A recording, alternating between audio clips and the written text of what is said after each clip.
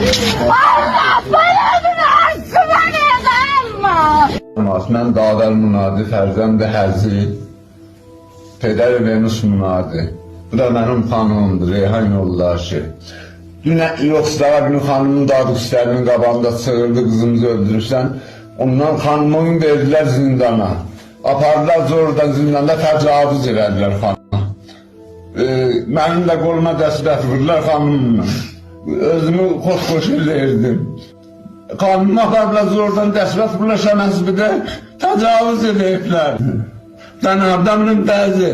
Bizi oradan tuttular, apardılar, fəqət dedi qızımızı nə üçün öldürübsünüz, özümüzdən dərd çəkin. Bizim iki kəlmə məclisində demişdi, bahalaq kesilməlidir. Onun üstündə siyasi vəkillər öldürdülər qızını. Oyanın, mərdum, oyanın.